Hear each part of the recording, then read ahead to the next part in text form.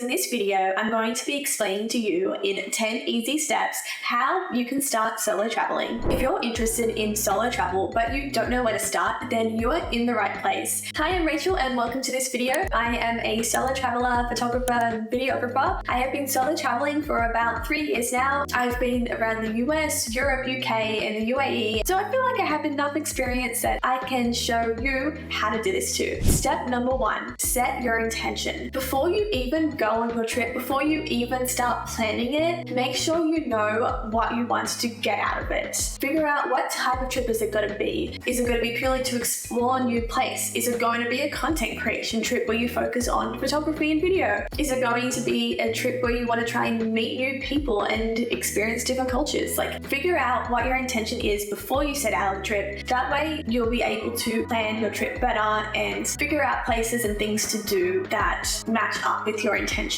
Step number 2, don't throw yourself in the deep end. Start small with a short solo trip, maybe over the weekend, not far from home. Maybe you can start in a place you've been to before and then go from there. Don't start off going on a huge 3-month Europe trip as your first solo trip. You are going to make life so much harder for yourself. Start small. My first solo trip was a small one. It was 40 minutes away from where I was living in LA at the time. But I think that made it a whole lot easier. I mean, I did kind of in some ways throw myself in the deep end in that I moved from Australia to LA kind of by myself, although I did have my mom with me for the first 3 weeks I was there to kind of ease myself into it. So, there's no shame in easing yourself into something. It's a brand new thing, go easy on yourself. From there, start expanding and gradually getting further and further away. Go somewhere within your own state, then within the country, then go international. Number 3, do your research. Is this place you want to go solo travel friendly? Make a list of all the places you want to go and start researching, is this going to be a place where I can successfully travel by myself? And I think safety is going to be a big reason why or why you may not solo travel somewhere, especially if you're a female. Another factor besides safety to look out for is transportation. How are you going to get between places? Are you comfortable driving in this place, or would you rather catch public transport? And that's going to be a big factor as well as to where you go. Because if you don't want to drive, going to a national park isn't really going to work out for you too well. You may want to choose a city like New York or something instead. So research your destinations that you're interested in and figure out if they're solo travel friendly to begin with.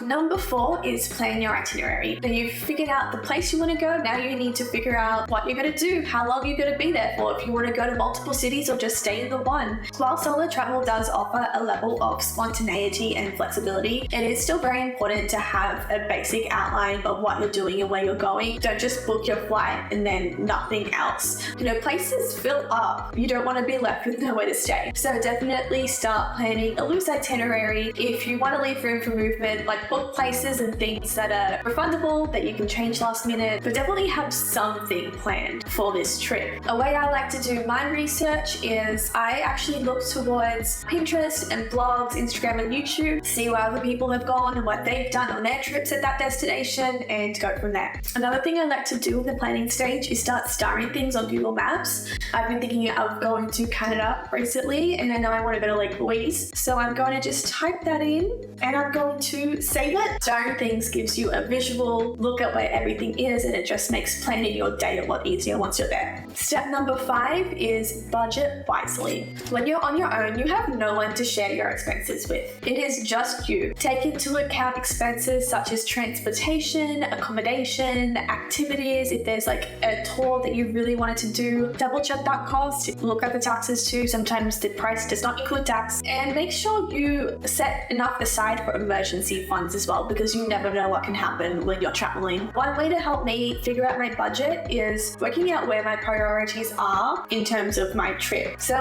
if you're a foodie and that's the most important part of your trip, set more aside for food and maybe then go cheaper in your accommodation. For me, I prioritize my privacy and experiences. So I take some of my budget away from transport and food. I will go to cheaper places or have ramen noodles to save some money every now and again so that I can have that money and put it towards things that I'm more interested in. Number 6 is make sure you stay connected with other people. When you're traveling, it's important to keep in contact with your friends or family back home. Make sure you send them a copy of your itinerary, even if it is loose. And if it is loose and they don't have anything to reference, tell tell them each day what you're up to or where you're going. And it also means that they can maybe even help you out if you need it. I got stranded in Italy on my trip, and I was on the phone with my mom panicking, and she ended up looking up and finding a hotel that I could stay at, and so that helped me out a lot. Number 7 is make sure you pack light. There is no one there to help you carry your luggage on your solo trip. You need to do it all yourself. So make sure what you pack is manageable and that you're able to carry whatever it is that you have packed. It's for this reason that I actually prefer to take suitcases with me, or like carry-on size suitcases, because then I can probably get away with packing that extra bit more. If it was all on my back, I have a weak upper body and I would not be able to carry everything on my suitcase on my back. I just could not do it. Ways I recommend that you can pack light would be to create a capsule wardrobe. Capsule wardrobes are where everything that you have, all the pieces, mix and match with each other. So you can make a ton of outfits from a small amount of pieces. I would start off with like a color scheme, make sure you have some neutrals in there so that everything works, and do check out Pinterest for ideas on how to create a capsule wardrobe, because that helps a lot. Also, like if there's something that you're thinking about packing and you're not sure if you'll need it, chances are you won't, so don't pack it. Only pack the essentials that you need, and if you do end up needing something else, like more than likely you'll be able to just buy it once you're there,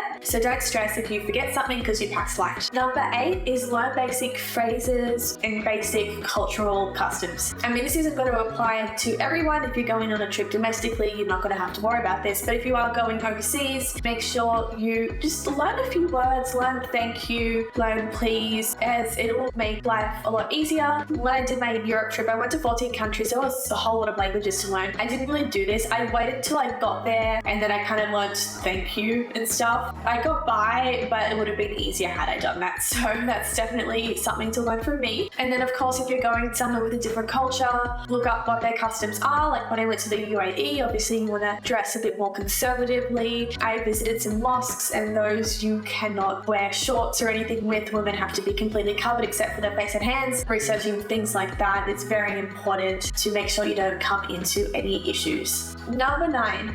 Book a tour. If this is your first solo trip, then it may be easier for you to just book a multi-day guided tour. That way, the whole itinerary is planned out for you. You easily get to meet other people, and you don't have to worry about transport or food or things like that, because they take care of it all for you. So I do think tours are a great way to see as much as you can in a little amount of time. They do generally always hit up the most popular places. I enjoy going on tours in places where like I wouldn't really be able to travel myself solo. Like one of the things I haven't really done on my trips is drive. So if I'm going to a place that's like a little bit more remote, or like a national park, I'll generally book a tour to those places, because I don't really feel comfortable driving or hiking all on my own in those like wilderness type situations. So tours can be very helpful, and they can help with any limitation you may have. I also would recommend scheduling in a few days either before or after the tour to have some solid travel time, so you can get a feel for it and decide what you like better. Because if the whole trip is a tour and then you just go, you do the tour with everyone and then you leave, like you're not really having that solo time that you should be having when you travel solo. And number 10, of course, is to embrace the solo time that you will be having on your trip. Enjoy your own company. Chances are you're fun to be around, whether you're on your own or with other people. Learn a different side to yourself, try new things, really try and get out of your comfort zone. And that is it for this video.